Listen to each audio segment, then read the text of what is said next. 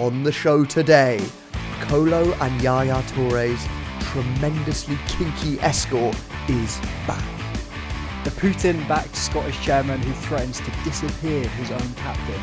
And match abandoned after the referee is bitten on the bollocks by a human. It's an absolute banger of a show, Zach. Let's get into it.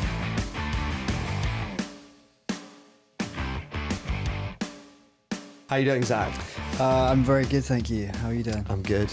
Eagle-eyed YouTube viewers will know that Zach has had a haircut. I have had a drastic haircut, yeah. Which has slightly coincided with some vicious comments about our longer hair. Yeah, the trolls have won. Yeah, you've blinked. Yeah. No, the medieval peasant days are over. Right, should we talk about some football? Let's do it. Big headline from the Premier League.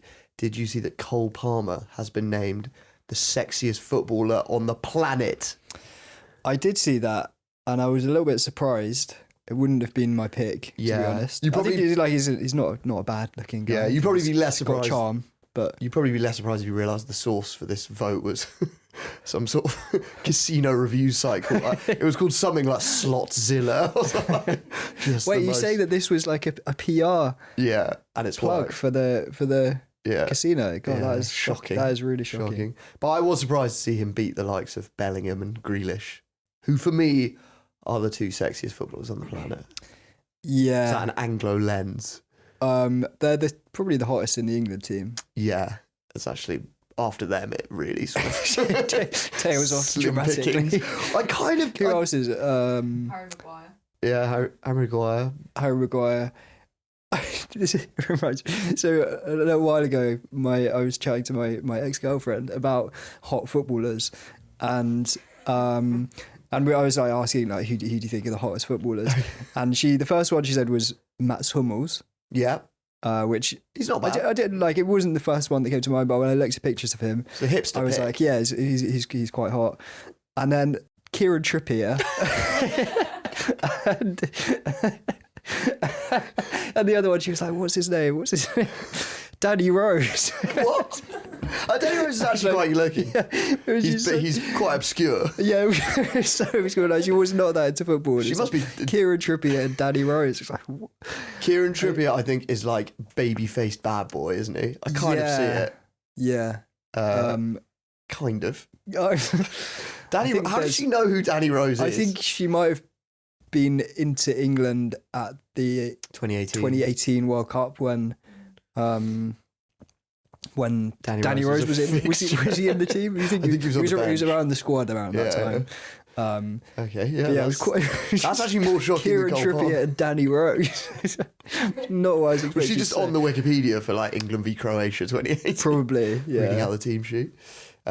With Cole Palmer, there is something about him, right? Because he's like, he sort of doesn't play by the rule, a bit like Grealish. He's just like his own person. He's quite like sort of himself. You know what I mean? There's like a charisma to him. Yeah. And he's obviously famously very sort of calm. Yeah.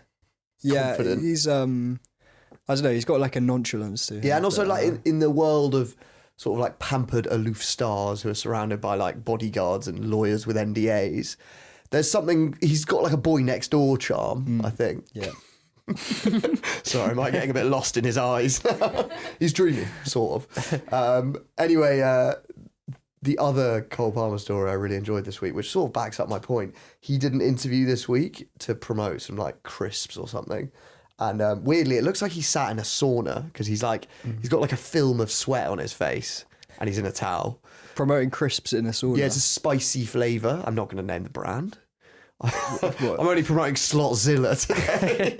Anyway, they ask him what meal deal he would have, and here's his response. What's your go-to meal deal? I don't think I've ever had a meal deal. What sandwich would you get? Like chicken, Jam? bacon? Jam. So yeah, two sides to that. He's never had a meal deal, which like some people, you might start thinking, a bit out of touch, but then boy, does he bring it around when they ask what his favourite sandwich is. Jam. I mean, I haven't had a jam sandwich in a long old while. That's packed lunch stuff. Yeah, yeah, it really is. Yeah, it's like that's after school, back home. Yeah, they are delicious, but to me it sounds like he's almost not tried any other sandwiches. Yeah. Because then I looked up and he has talked about jam sandwiches and jam donuts before being his like. Oh, he's just treat. a jam head. Loves jam. Yeah. Yeah. Very different end of the spectrum to Cole's former teammate Erling Haaland, who he tweeted this week. Have you been in the sauna today? If not, what's your excuse? Deep down too lazy? Which is so weird. It's like, no, my excuse is I don't earn 500 grand a week and I have a sauna. Yeah. Is it lazy to not sauna? No, I don't think so. No, I mean, if you don't have access to a sauna or the time in your day to just go and chill, I mean, I would love to go to a sauna every day, to be honest, but is it a Norwegian thing? Don't they all sauna all the time? yeah. It's a Finnish. It's a big Finnish thing. It's more Finland than Norway, I think. Cole Palmer's jam sandwich stuff sort of reminded me of Rodrigo Muniz, who we talked about last year. He did that interview on Football Focus where they were like, "What's your favourite thing to do in London?" And he just instantly goes, "Madame Tussauds," and he's like, "Unbelievable." And then they ask him like, "What else do you like to do?" And he says, "This." I like a lot animals. Yeah. I went to Birmingham Safari. Okay, nice. Unbelievable. Unbelievable. Oh, But the Birmingham Safari. yeah. In my holidays now, Yeah. I go to Pantanal to fish. Where's that? Poof, it's like Amazonas. Oh, wow. God, Yeah.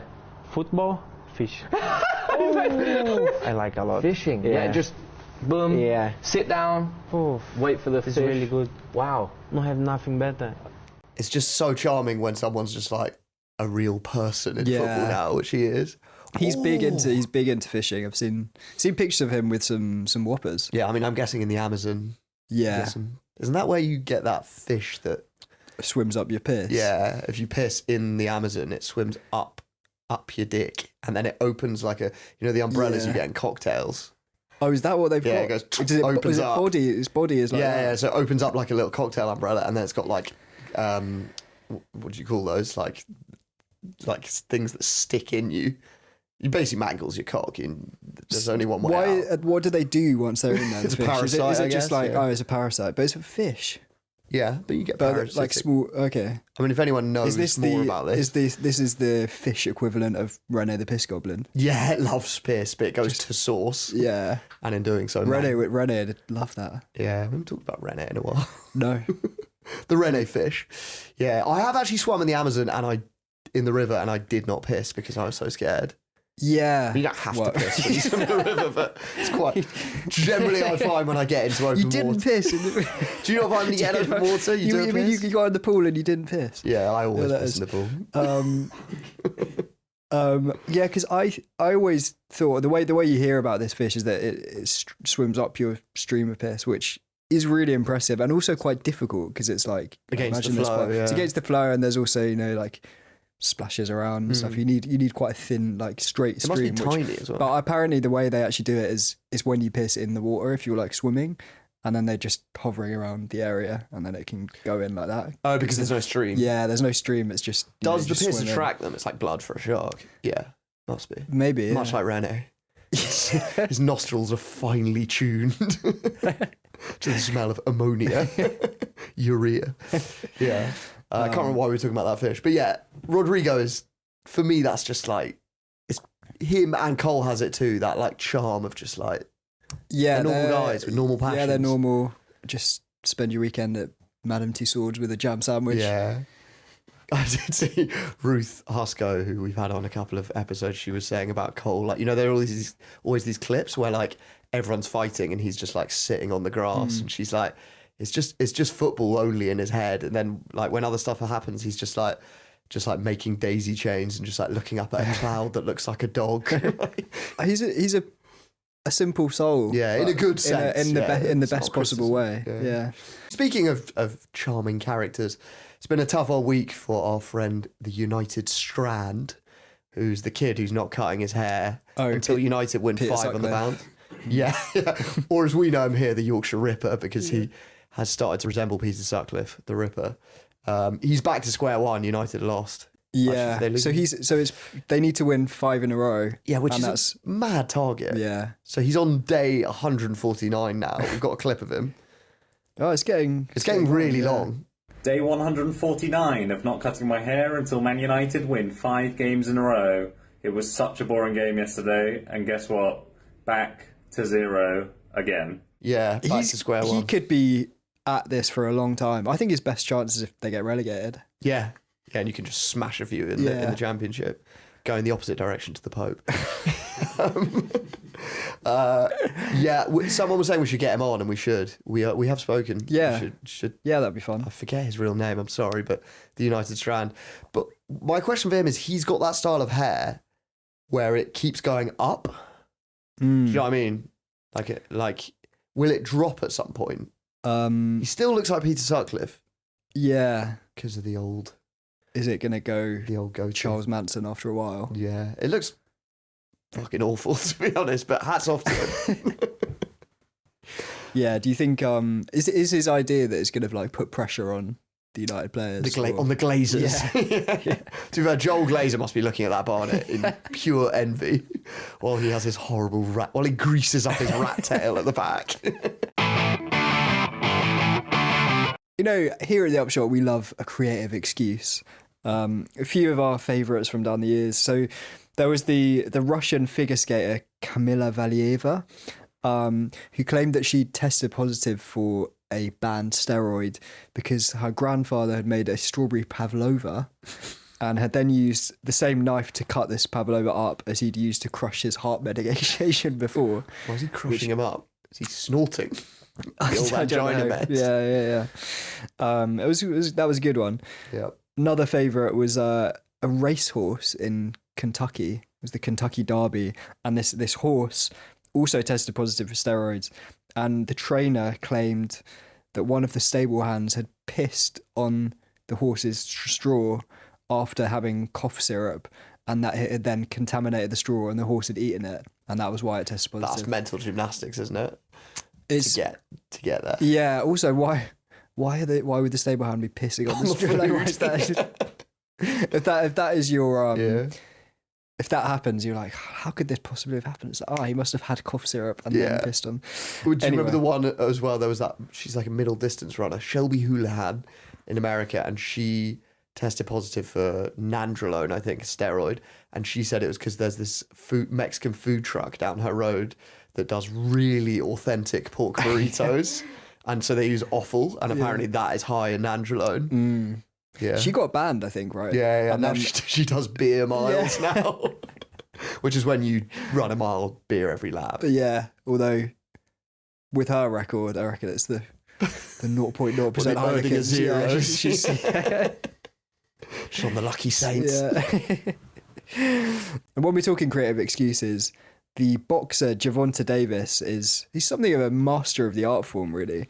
So he fought Ryan Garcia, another Upshot favourite, a few years ago, and during the build-up to this fight, Ryan's coach had slapped him on the back, just being friendly, and Gervonta accused him of trying to spike him with testosterone cream so that he'd fail a drugs test. Oh, so he just had it on his palm? Yeah.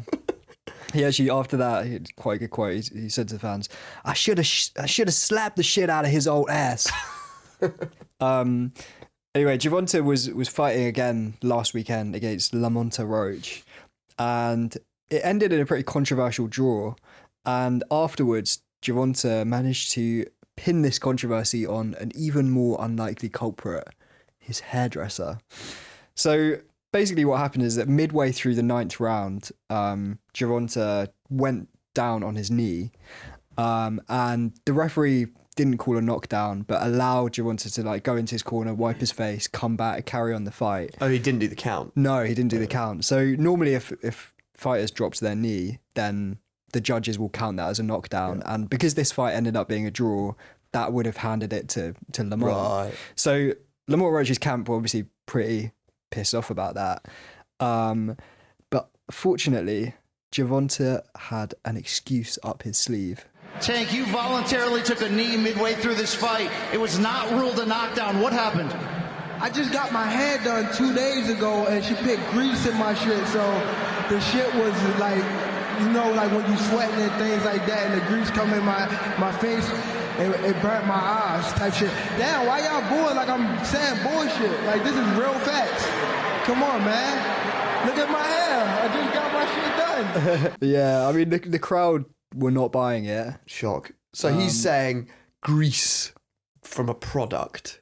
Yeah, so he basically he was claiming that he'd like had his hair done a few days before, and the hairstylist had put some kind of product in it that then when he was fighting he'd like sweated, and this stuff was going in his eyes, which was why he had to halt the fight. Would it mid-round. last that long? Like days? Well, his hairstylist was not buying this excuse either. So she popped up on Insta afterwards and said, I did his hair on Wednesday. It's Saturday. He did press, gym and weigh-in. That's no excuse. How much grease did I use, Dan? Yeah. Yeah, I mean, I'm with the hairdresser on this. Yeah, surely between Wednesday and Saturday, he must have done some like you'd realise that this product is causing you wash your hair. a bit of difficulties. Wash your hair before a fight. And she then was able to land a knockout blow on Gervonta. So she posted a photo of the conditioning shine product that she used, and on the label it very clearly says no grease. Have that. Yeah. It must have something else in it that's. Do you know what I mean? Well, you some you like buying chemical shit. you buying Gervonta's Kerosene. Yeah. I'm tempted to be Team Gervonta after watching the clip. I quite like his vibe. Yeah. But he's like, why are y'all booing? Yeah, I mean it's quite convenient. Like he went down. It wasn't straight after he'd been hit, but he had a hit like 10 seconds before or something. So maybe he was feeling a little bit on the ropes and wanted a break. Yeah. I don't know, but he got away with it anyway. So yeah. And the hairdresser has now deleted those posts. So I'm guessing that's the end of her relationship. Cutting. Probably. Before we came on, I was just reading about Marlon Yard, who's England rugby winger, prolific in the Premiership. And he had this pretty horrible ordeal at the hands of this escort who stalked him. People might remember that last year he was like accused of sexual assault. It turned out to be a false accusation from this escort. I'd say I'm not going to get too into the details of it because they're actually quite sad. But Google it if you're interested. They're fairly mental. And safe to say Marlon Yard is innocent of any crime. Which is actually quite apt because his dad is called Scotland Yard. His dad's name is Scotland Yard. Which, do you think his parents deliberately called him that? They're like, we're called Yard, wouldn't it be funny? Surely. I can't really think of another Yard. I got or another Scotland. I've never heard of Scotland as a name. I just always think giving your kid a funny name is just such commitment to the bit because like it does stop being funny when it's an everyday. Yeah. Scotland's quite a cool name. Scott is, yeah. Scott Yard. Anyway, that's not why I'm talking about this. The reason I'm talking about this is that this escort who stalked him she's now been convicted for it, and her name looked really familiar to me. Her name's Sandra Antonia, and I was having a look through our archive to try and remember like where do I know that name from, and she featured in our podcast on the Toure brothers, Kolo and Yaya. She was the tremendously kinky escort who Yaya began a brief fling with. So we talked about this. So he found her online where her profile said she described herself as tremendously kinky. That wasn't my review. But she also said, I'm tremendously kinky, unlike most Africans. And then she said, I excel in giving pleasure to those who demand the very best in quality entertainment, which sounds like an advert for like Now TV. Yeah. But it's her profile. Anyway, her and Yaya then met up in Sainsbury's car park where he didn't want to shag in the car park, so they drive to this country lane. And apparently they had this like quite comedy bonk in the front seat where he and her, they keep like accidentally like setting off alarm, like the indicator and the hazard lights and like knocking the handbrake. It's all quite like carry on. Anyway, they have a few of these sort of meetings. And then, was this pre or post Kolo's secret identity? I think it's post. What, when he pretends? Because he pretends. We covered this on the pod as well, that he for like 2 or 3 years kept up this double identity as a used car salesman called Francois, while he dated this student in Manchester. And she how did she catch him in the end? She showed her friend. She took a picture of him in the shower. It's so funny. Of him just like popping around the shower curtain. She's just like a student. Yeah. And then doesn't she show her friends the picture and they're like, that's Kolo Toure. He's one of the most famous footballers in the world. Well, I think... Is he one of the most famous footballers in the world? Okay, I mean, he's a Premier League winner. Yeah. All right. He's recognisable. He's pretty famous. Yeah. Anyway, I think Yaya's affair with Sandra was maybe going on around the same time because at some point Kolo gets wind of it and decides that he would also like to meet Sandra. And she takes him to the same Sainsbury's car park, which apparently is in Wilmslow, if any listeners know it. I do actually remember after the Toure pod, a listener sent us a photo of himself in the car park, which love that. Yeah. Real diving into the Shotterverse. Was it a nice car park in particular? It looked alright. There were trees. Okay. Yeah, because some of these car parks, I don't know, I'm not sure what type it was. Because like, if I presume they're meeting at night. Otherwise, it's well, part of the thrill might be maybe. Yeah, I guess if you find a discreet corner of the car park. Yeah, or it could be an underground one, which almost true. doesn't count for me. That's not proper dogging. Is this dogging? Sort of. I don't. Yeah, similar. What's the definition? To know, meeting up in public for sex. But I think dogging, there have to be other people watching, don't they? Do they? Because they're the doggers. They're walking their dogs, but they're actually, well, I think that's it. Anyway, I don't know if it's a nice car park. I have to review the footage we were sent, but let us know if you're familiar. She then gave her reviews. She said, Kolo has sex like an animal. A few times he called just to ask, am I good at sex? And I have to say, he was. He's sex mad. He's always bragging he has a bigger manhood than his brother. Surely she'd be able to corroborate Yeah, that. I think she was quite down on Yaya, I think. Kolo was considered better between the sheets, but Yaya more generous with money. Yeah. Okay. Although I am slightly starting to doubt her testimony. Yeah. Didn't you buy her book for this? So, in my commitment to journalism, I bought a copy of her book, which is called Confessions of a Justified Hooker. I still don't get what justified means there. Yeah. Yeah. So now the £3.50 you've sent her via Kindle is now being used on a long lens to train on illegal fees, probably. Yeah, it's quite a weird book. It's like she's obviously had quite a tough life, and that was actually quite interesting, but quite sad. And then it gets into the escorting stage, which is like, yeah, quite graphic. No names were named. She says like Premier League footballers and an Irish VIP who seems to be like it's quite weird. Seems to be like a millionaire rather than like a celebrity. Yeah. So I don't know much. Bono. When she first said Irish VIP, the mind went to Bertie Ahern, the old president. I don't know why, but I'm pleased to report Bertie had nothing to do with it. It's Jerry Adams. But she, the stories of people's sexual exploits were just quite like stuff that makes Rennie the Piss Goblin feel kind of vanilla. Yeah.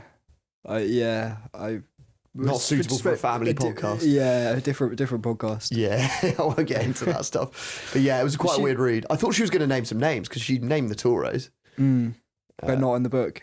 No. Yeah, and I think it's a shame. all the Marlon Yard stuff obviously is more recent. But yeah. Well, she's proven to be a bit nasty, really. Yeah, I mean, clearly. With this case. Yeah. When you're caught keeping company with bad dudes, there's two ways you can go, really. You can take the Prince Andrew, Jeffrey Epstein route and cook up some scarcely believable excuse about your non-functioning sweat glands and a middling chain of pizza restaurants. Or, like Memphis Depay, you can own it.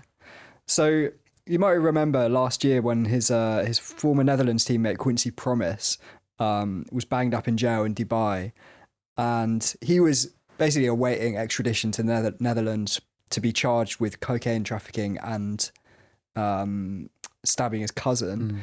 And Memphis came out with an excellent line. He said, "The Quincy Promes that you people read about is not the Quincy Promes that I know. I'm also friends with Dani Alves and Benjamin Mendy. I never had questions about that before." Which is a strange angle to take when you're confronted about that. It's like, not only am I friends with a cocaine trafficker, some of my mates have also been charged with rape and acquitted in the case of Benjamin Mendy. Yeah. But- He's like, actually, Quincy's one of my nicer friends. I like that you're Yes. saying the story with Quincy Promise's shirt behind you. Oh, Yeah, fitting. We are big Quincy heads here. But anyway, it seems like RFK Jr., who's Trump's pick for Secretary of Health, And friend of the pod, really. and yeah, he's popped up in here before. It seems like JFK has been consulting the same PR guru as Memphis, because an interview resurfaced this week where he's asked about why he used to socialise with Jeffrey Epstein, and this is his response. So, and you run into everybody in New York. I mean, I knew Harvey Weinstein. I knew Roger Ailes. I knew O.J. Simpson came to my house. Bill Cosby came to my house. Love how they're just getting worse and worse. O.J. Simpson, O.J. Bill Simpson, Cosby, Bill Cosby came to my house. I used to hang out with Harvey Weinstein. Roger Ailes as well. That is So a real list. You do realise you're not making this any better for yourself, Yeah. right? That is just a list of people who since 1995 have been proven to be some of the most evil on earth. They get gradually more awful. Yeah. There's been quite a lot of talk about Epstein this week, actually, because What, is there a new list coming out? there's some speculation that there's going to be a new list coming out of people who'd visited his island or something like that. I don't know if I believe it fully, to be honest. But actually, do you remember a few years ago, it reminded me, there was a list going round of a supposed guest list from Epstein Island, and one of them had Mikel Arteta and Callum Hudson-Odoi on it, which, I don't know, it was bizarre. Hudson-Odoi ended up getting loads of heat online from people about it, and it went so far that he had to release a statement. So he said, "I've seen this circulating around social media for a while now, and I wasn't going to comment on it as it is absurd, and I would have been a child at the time. However, understanding my position as a role model, I would like to make it absolutely clear that I have never been part of the Epstein scandal, nor have I ever been to Epstein Island, so please stop tagging me in these posts. Thank you." So he was probably about 3. You sort of think that's case closed. He was born in 2000, so Yeah, he's unlikely, He was- as a child, he's unlikely to go on Epstein Island. hopefully not. Unless he's Hopefully working. not. Yeah, hopefully he wasn't. No, so it turned out that list was actually... So I'm getting some looks now for that last joke. How does he actually word it? Hang on, can we just go on? Were you employed on Epstein Island? No, so it turned out that this list was actually a list of celebs that had COVID. Oh yeah, it was early lockdown, wasn't it? Yeah, it was early Everyone's lockdown, bored. and someone had doctored the heading on this list to say it was Epstein's guest list. Should say though, Mikel Arteta's silence is deafening. Yeah, and he was not a child. Yeah. Yeah, so I mean- check the flight logs, release the list. So this story comes from Germany's District League C, which I'm sure you follow closely. But last week, the giants of FC Taxi were taking on the titans of SV Rot-Weiss Mulheim. And, it was a lovely scene, very family-friendly affair. The players' kids were doing cartwheels beside the pitch. Reverend Schneider was grilling his famous Thüringer bratwursts. And then at some point, a child charged into the centre circle, and considering this family-friendly scene, the ref was ready to just ruffle the young whippersnapper's hair and send him on his way. Unfortunately, the kid decided to sink his teeth into the ref's bollocks. So this is a quote from the referee's match report. He said, "It came closer and closer to me, and suddenly and completely unexpectedly bit me on the left testicle." I think my favourite bit of that is it. It, yeah. Like it's a dog. Makes it seem much more feral. Yeah. Which is probably how he feels about this child. Yeah. So bite on the ball. Bite on the balls, yeah. unusual. It's- yeah, vicious. Also, I like that he's made a point of noting that it was the left testicle. Yeah. It needs to... I mean, the match report should be as accurate Yeah, as possible. he's really so- gone into the detail there. Is that my left or stage left? His left, I assume. Yeah. But the The child's right. I think if my child bit someone, like if my son like hits another child, which occasionally happens, like If you got a violent streak. well, you got to tell him off. Yeah. Were there any recriminations? 3-match ban? Well, the match ended up being abandoned, so the referee was unable. The referee was unable to continue. To be fair, if you were bitten on the testicle, would you want to go out and? I've never been bitten on the referee ball. I always think impact is worse on the ball rather than like. I think there was probably impact as well, but impact between two. How long do you think that's like? You know, like the ache you jaws. get if you get hit in the balls. How long's that hurting for? Depends how hard, really. Could someone else not referee? It's only District Division C. This is or a whatever. big game. Get Reverend Schneider on. SV Rockby Smallheim, we're not having any of that. Yeah. Was there not a linesman he could take? I feel like the refs had a bit of a tantrum there and be like, all right, well, like, if I can't ref, no one can play. Yeah, I'd like to see you ref a game after being bitten on the left testicle. Yeah. But yeah. See me ref a game, full stop. 3-match ban for the kid? For the kid, well, touchline ban? Yeah. Maybe a stadium ban if there's a stadium. Keep him away from Reverend Schneider's thorough bratwurst or whatever they're called. That was where he got the idea, actually, I think. I quite like, you know how like there's this thing of like grassroots refs put up with a lot. Normally like horrible parents like screaming at them and stuff. But like you can have sort of like FA respect campaigns, but you really can't legislate for just like a feral toddler biting you on the bollock. You picturing as a toddler? I'm picturing a bit older, like sort of 9. Oh really? Yeah, that's too old to be biting people on the balls, isn't it? I don't think. But I think at that age you would start to find that kind of thing funny. Do you know what I mean? Like you start to become aware of like that would. My be nephew's just painful. turned 10, and I don't think he's biting anyone on the balls. I think if he did, there would be like genuine talk of him seeing someone. Like he's far too mature for that. Yeah. Okay. Maybe he's playing Minecraft and having conversations. Yeah. I think it's a toddler. So you think it's a toddler? Yeah, a feral toddler. I guess that is balls high. I think he's not. I think the parents are not strict enough. you become increasingly militant since you had a child. Yeah, since having a child, I think that parents should be strict, and thieves should have their hands cut off. It has made me quite. You're now in favour of the death penalty. I am. Yeah, I'm very tough on crime and the causes of crime, but I now favour like a draconian response to crime. I'm not even joking. And before having a child, I was very liberal about it, but yeah. Rehabilitation is an illusion. That's a joke. Do you think what would your penalty be for this child then? Well, that's a child, so I would encourage the parents to be stricter. Yeah, that's the long and short of it. Not even just like lose an ear or something. What, parents or the child? Both. Maybe. No, I'd be gentle on toddlers, but I think those parents should be encouraged to be stricter until they return to Division C. No more fucking Thuringer Bratwurst for them. Right, moving on. Speaking of strict taskmasters, Russian oligarch Vladimir Romanov is probably one of the most mental football owners we've ever seen. So he ran Hearts, the Scottish side, for 8 years.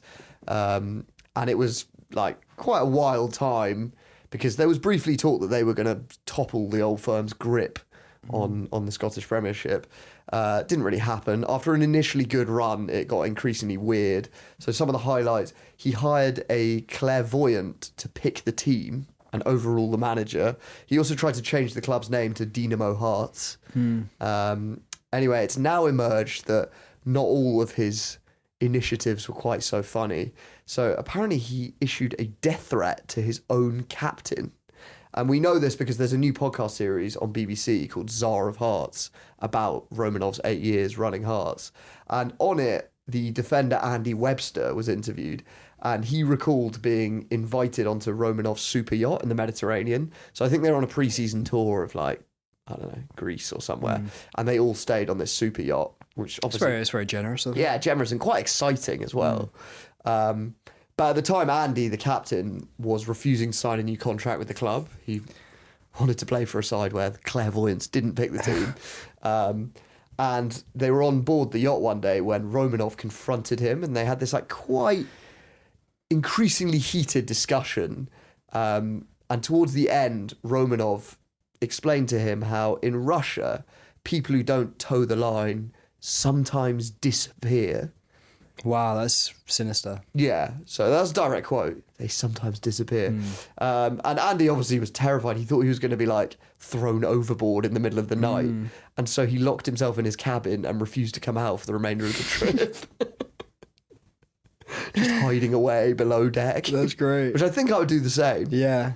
Yeah, I mean, he's a very colourful character, Romanov. You wouldn't put it past him. Yeah. And I think also like he's friendly with Putin. He has literally just said to you, people sometimes disappear. Yeah. And like you're out to sea. If you're out in the middle of the med. Yeah, I feel like quite a lot of people are bumped off that way, aren't they? Are they? Yeah. Yeah, I don't know. Am I just thinking of like White Lotus? Yeah, I was just the thing industry. Robert Maxwell? Or is the theory that he killed himself? What, did he fall off a yacht? Yeah, he jumped off the back of his super yacht and was never seen again. Oh, okay, I didn't know He that. was sort of bankrupt. Anyway, yeah, just yet another example of Romanov being pretty mental. We talked about him, and the bit about the clairvoyant was really good. So I was reading back on people's accounts of it, because she was this woman who came from, I think, Lithuania, which is where Romanov's from. And there was a defender in the squad who said they installed this device and you stuck a finger in it and it showed a percentage of how ready to play you were. Romanov consulted with the clairvoyant and passed on her words to the manager, and that's how the team was picked. Wow. She was earning $3,000 a week and driving a BMW. That's the clairvoyant. Yeah. She's laughing. What was you stick your finger in what? I don't know. It's a bit David Icke, isn't it? It's Yeah. like, I don't know. It's got some like sensors on it. I imagine it just like one of those finger trap. Yeah. It sounds like something out of a joke shop in the 90s. Yeah. But then it's wired up to some like model, which I reckon is just a video that she's made or something. I bet it was really budget. Actually, someone else talked about it. So she was called Rima. They said Rima was this Russian woman who didn't speak any English. You would stand there and she had this golden stick and would touch all your joints and bark orders to the other Russian woman on the computer. They would come back and tell you how long you could play in a game. If she said you could play for 62 minutes, you would come off after 62 minutes. It's fucking mental. Who was the manager at this point? Don't know, because a couple of them resigned, didn't they? Because Craig Burley was doing quite well, and then Graham Ricks. And they were just expected to. Well, a couple of them resigned resigned because they were like, I'm not having the chairman pick a team. But I think then he started picking proper subbing people off after 60 minutes because some Lithuanian woman with a finger trap told the me golden stick on the joints told me, like, what the fuck is that machine? Yeah. You'll be surprised to learn it did all go wrong, because Hearts did quite well. They won the Scottish Cup twice, and there was like a season where they were top at the halfway mark, but then it all started to go wrong. So the telltale sign that a club's about to collapse, the players went unpaid, and they're all waiting for their wages, and apparently they were all like trying to get hold of Romanov, and then they turned on the TV news and there he was trying to swim across Loch Lomond just as like a challenge. And the club went into administration soon after, and they were relegated in 2014, at which point he fucked off. And then his business in Lithuania collapsed. He was accused of money laundering there and had to flee to Russia. He's bankrupt. And the last anyone heard from Vladimir Romanov, he's penniless, and he's living in an old, disused nuclear submarine in Siberia. Just on... Yeah, like on the tundra. Resting on the tundra. The steppe. Okay. Like, I think it was... Why'd you get a... Where'd you get a disused nuclear submarine from? I think if he mates with Putin. Yeah, he's got a few knocking around, doesn't he? But I think it was like, it was on water and then it was dragged to Siberia. Yeah, which must have been quite an undertaking. Yeah. And he lives on it in Siberia. That's quite cool. What's he eating? It's quite like Bond villain cool. Yeah, it's very Bond villain. Is it? Do you think it's been renovated much inside? Is it sort of like red velvet? It's like Pimp My Ride. There's like a fish tank in it. Just a uranium rod. Yeah. Pimp My Ride, they always put quite impractical shit in there, didn't they? They put like a pool table in your boot. Did you ever watch Pimp My Ride UK? Not really. Because there's Pimp My Ride in America where, like, thing in America is the cars are quite big, so they work quite well. And it was like, Exhibit presented it. It was quite glamorous. And then they did it in the UK, and it's like Tim Westwood presenting it. And it's just like some... You've got like, your Ford Escort. Yeah, it's like a hatchback. It's like a fucking Ford Fiesta. Didn't work. Done like one of those like mini bowling things. Yeah, in the back. It was quite often it was a pool table that came out. It's just like, why am I going to do that? Yeah. Strange, as was Romanov. I think there might be more on him coming out of this pod, so you could listen to the pod or you could listen to us and we'll dredge out a few bits. All right, I think that's all we got time for today. Zach, thanks a lot. Thank you. Thanks for listening. We will see you on Tuesday when we're doing Dennis Wise, which I really enjoyed. Noughties legend. Yeah, 90s legend, really. 90s, that's what I meant to say. I thought 90s and I said noughties. Yeah, the scandals are quite good because as a youngster, he's implicated in the vandalism of the Blue Peter Garden. Yeah. Which is, there's some extremely funny footage. He spans an interesting era because he played for the crazy gang, but he also played against Cristiano Ronaldo. It's like that whole era of 90s football where everything changed. He's the era of it changing. He's very much smack bang in the middle of the era when people pooed in your socks to welcome you to the dressing room, I would say. Yeah. And there's also some quite funny drunken scenes. Like he knocks himself unconscious while drunk in Kylie Minogue's favourite restaurant. Yeah, he slips in his own sick, doesn't he? In the loo.